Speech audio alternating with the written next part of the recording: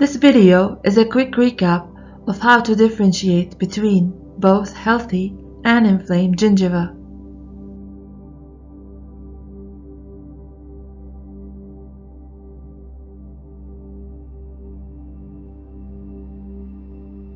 When assessing the gingiva, if it's healthy or not, it's crucial to examine its color, texture, consistency, interdental papillae appearance, gingival margin, and scalloping.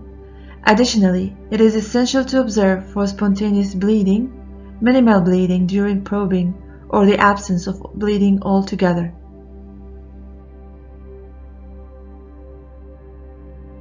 Let's start by describing a normal gingiva. A healthy gingiva typically exhibits thin knife-edged scalloped margins, characterized by coral pink color. Although melanin pigmentation may be present, the gingiva is resilient, firm, non-retractable upon exposure to air. Its texture is stippled and matte, while the papillae adequately fill the embrasure spaces. Spontaneous bleeding is absent in normal healthy gingiva.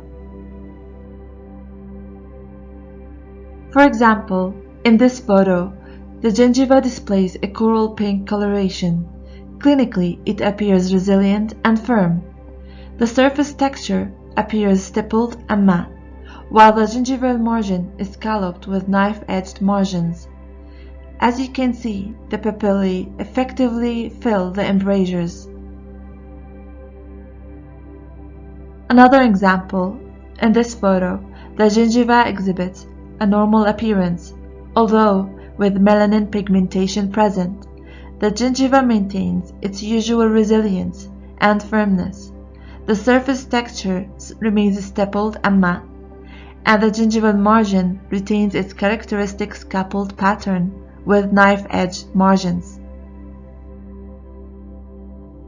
When using an air-water syringe to apply air to the gingiva, you will observe that it remains non-retractable.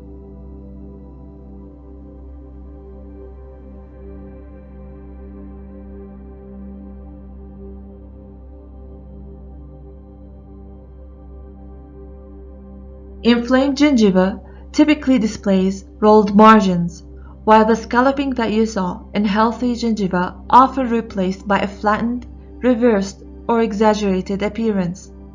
The gingiva appears reddish, sometimes even cyanotic in coloration. It feels soft and spongy to the touch, becoming retractable upon exposure to air. The texture appears smooth and shiny. Papillae may appear blunted, bulbous, or even cratered. Notably, spontaneous bleeding or bleeding upon probing is a common characteristic of inflamed gingiva.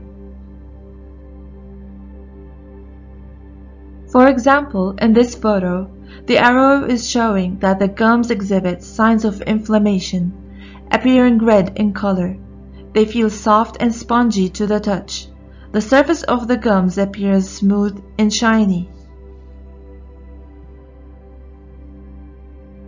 The gingival margin appears rolled, indicating inflammation, specifically between the lower left central and lateral incisors. The gingival margin is flattened, and the papillae are bulbous. The gingiva here is cyanotic. Cyanosis could be the result of local ischemia or the shadowing of subgingival calculus.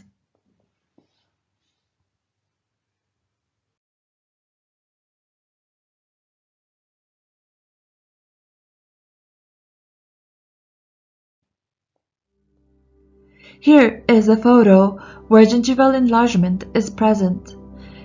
Such enlargement can result from various factors, including genetic predisposition or the use of certain medications, such as immunosuppressants, calcium channel blockers, or anti-epileptic drugs.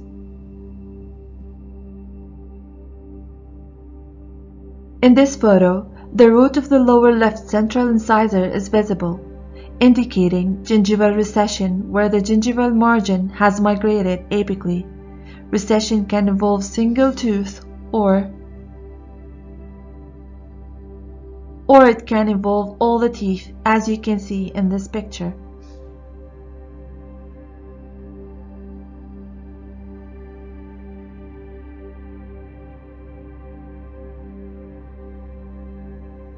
The white material in the interdental area between the lower two centrals is plaque. Plaque is a soft, sticky film composed of bacteria, food, particles, and saliva that accumulate on teeth surface. This supragingival calculus characterized by its yellowish color, which may be further stained by substances like coffee, tobacco from smoking, or certain types of food.